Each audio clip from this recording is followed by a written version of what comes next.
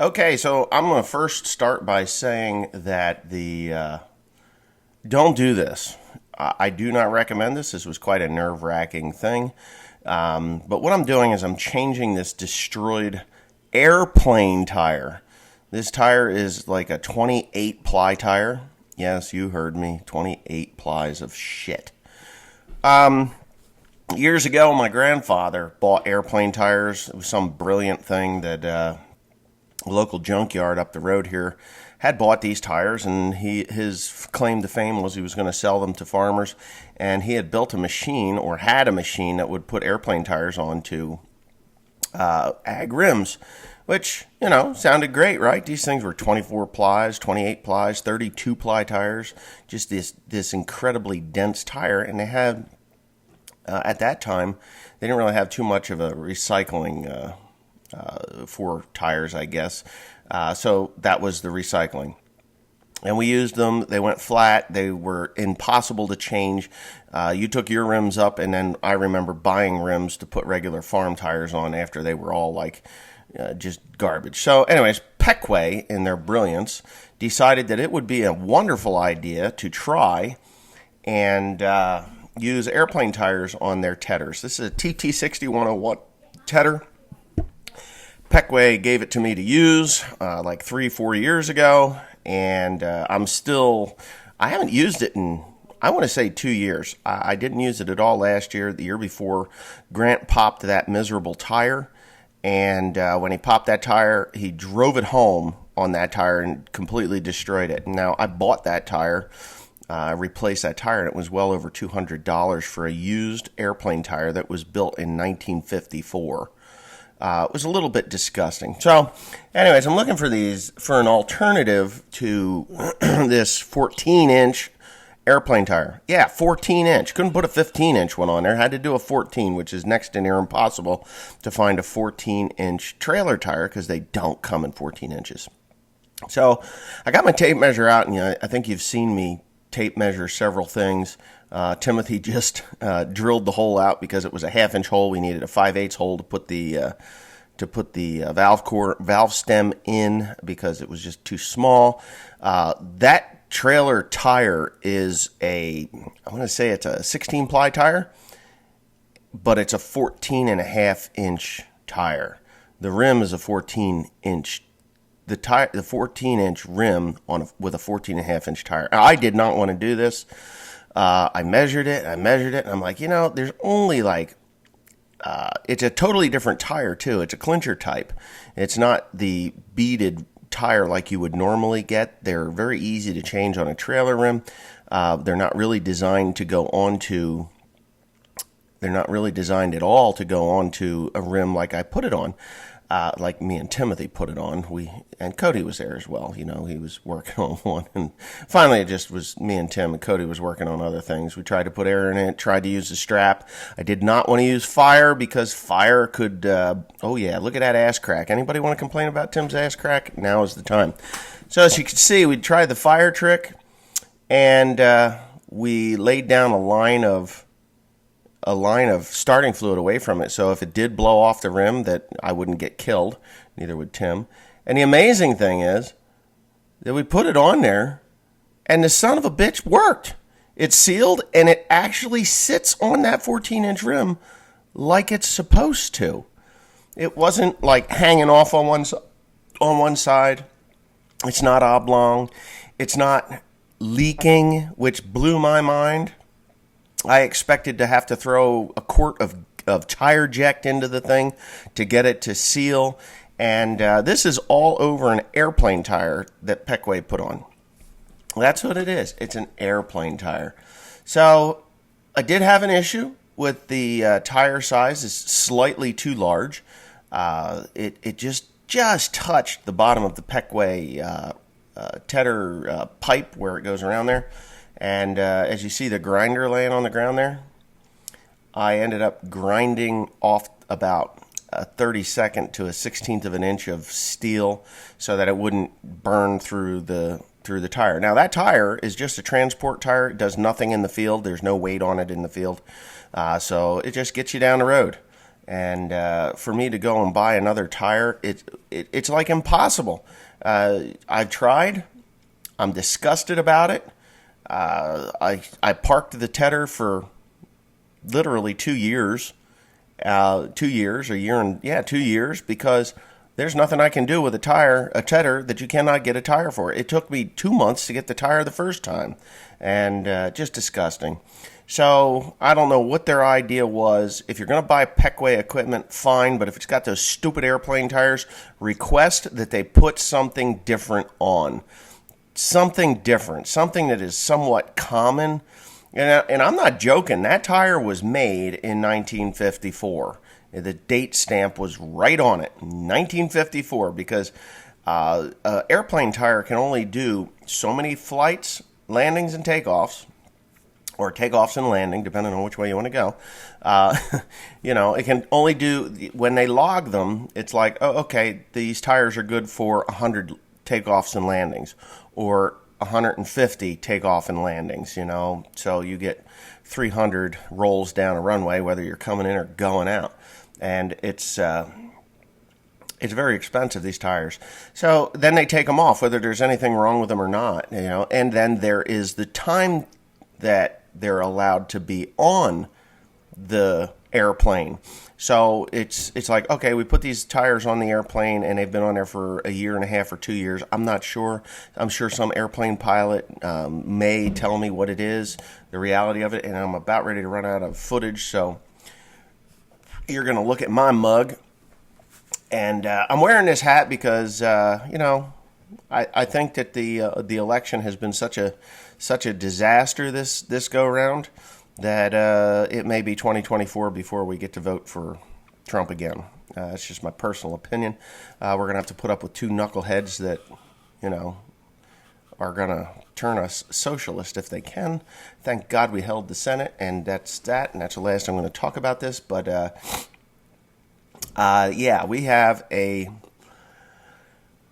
we have a mess with these tires. So anyways, it's sealed, tires on, it fits.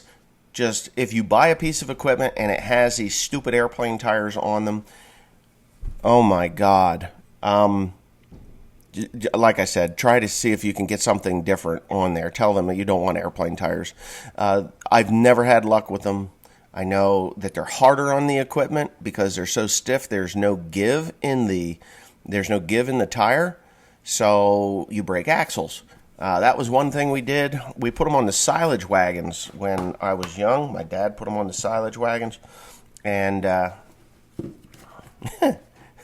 the Badger wagons would snap axles. Snap them in the back because they were a tandem rear axle system on that, and you'd go around the corner a little sharp and bing, next thing you got a broken axle, and you had to chop it out and weld a new one in. It's just the way that was. We did it so many times, like I said, we ended up buying different rims and putting Ag 1000, let's see, what they were, 1016s or 1116s, depending on which wagon it was. We had two Badgers and two Gales. And so that was what we had on there. So let's see. I guess that's it with the tire changing. There was no tempers. I just really don't try this at home. If you've got a 14.5-inch tire, please don't put them on a 14-inch rim like I did. It's not smart. I'm not saying I'm smart. I'm just saying that I got away with it. I cheated disaster, and if it could be very dangerous to do so. I was actually rather shocked that the damn thing went on. When I put it on, the rim, I thought, this actually goes on there a lot harder than I expected it to, so it may work. And it did. And it seated perfect on the tire. So maybe the 14.5-inch rim for the trailer is that much different that a 14.5-inch tire on a 14-inch ag rim will work. And these are I think they're Carlisle tires, and they seem pretty tough. And they're for the three axle Eager Beaver trailers that I have. So anyways, and that's it. So what I'm doing and what I need the tedder for is actually this corn fodder. We had to shred it into a windrow, and I tried flipping it. I tried mowing it again with the John Deere mower. That didn't work. So it's time we just go out and ted that stuff out. I got till Wednesday it is Friday. I got till Wednesday to get it baled. I'm going to ted it out today, and I'm going to forget about it until tomorrow afternoon or maybe the next day. We're supposed to get into the 70s tomorrow, and if that's the case, then I should have plenty of time to get it dried down enough to get it into a bale. I did try baling it yesterday, and it is this close. And we are producing quite a bit of material off of there. I mean, I think we were getting 8 or 9 bales across that field. It's quite a bit. I'm going to go pick them up this morning with the stack wagon, so maybe I'll get a little footage of that. They are heavy. They're in that 1,500 pound range. That's pretty heavy for these 90-inch corn fodder bales. So, yeah. Anyways, thanks for watching. Pray for our country. It's not the end of the world that we got a guy that I really didn't want to be in office. If that's the case, it's not over yet, but it could be over pretty shortly, which I think it's going to go on for weeks and weeks and weeks until they figure out these mail-in ballots. I knew when they did the mail-in ballots about 10 years ago, they had a panel of Democrats and Republicans, and they were asked, what is the most disastrous thing that can ever happen in the voting system? And of all people, Jerry Nadler, a Democrat, a raging left-leaning Democrat that sits on the House of Representatives, Jerry Nadler said mail-in ballots. You can't track them, you can't control them, you cannot tell who has done them. You don't know if they've been harvested, filled out. And yet, 10 years later, Jerry Nadler and all of the people that sit upon those seats are all thrilled about this mail-in ballots because they knew that they could be corrupted, fraudulently filled out. And and there is a lot of video out there that is proving that there is, within the counting, there is people that are not happy about what they are doing, what they are counting, and they're throwing them away. They're just misplacing them on purpose. And, you got 10 people doing that all day long, and all it takes is, 10 people to do that are counting 10,000 ballots an hour, doing 10 an hour. That's 1,000 ballots an hour that get thrown away. Within those 10 people, and they've got thousands of people counting these things, and it's just kind of pathetic. I think these mail-in ballots are the worst thing. I think they are the worst thing. I don't like it. I didn't like that I had to do it. My vote has not been counted. I tracked my vote, thank you, on the New Jersey website there for voting, and my vote hasn't been counted. So if my ballot hasn't been counted, chances are a lot more people's ballots haven't been counted. And I just live in the great state of New Jersey, where it's just as blue as the ocean deep. I mean, it is. And I just, I cast my vote because I feel that it makes a difference. My wife in the other room, she's not too thrilled about this. She thinks that this is her first time voting in the United States, and she's very disappointed. She's very disappointed for a couple of reasons. One, that Donald Trump is, possibly not going to win, and that's just the way the game goes. That's the way the game goes. But the other thing is that it just seems like there's a lot of fishy, smelly things that are going on. I don't trust the system at all. I think that we all should have went into the voting booth just like we have for 250 years, cast our ballot, walked out, went home, watched the boob tube, and around midnight, 1 o'clock in the morning, we knew who the next president was going to be. I've lived through this once before in 2000 when George Bush and Al Gore went through this fight. Over 580 some odd votes in Florida. This year, Florida had no mail-in ballots. Florida had you walked in and voted like normal, and Donald Trump won by pretty much a landslide, 400,000 votes or more.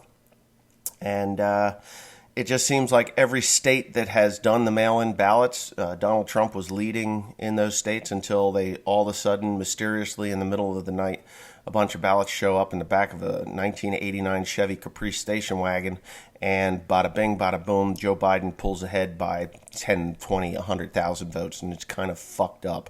But, and there's a fellow on here that's rousing me about Nevada taking a break. He's like, oh, well, don't you ever take a break? Look, if I had one job to do, one day of the year, no, I would not take a break until it was done, just for you, you idiot. I work hard all the time. I take a break when I can, not when I want to. And I think most agricultural minded people are like that. So there you go. Anyway, have a good one. Thank you for watching, and don't buy airplane tires. They're stupid.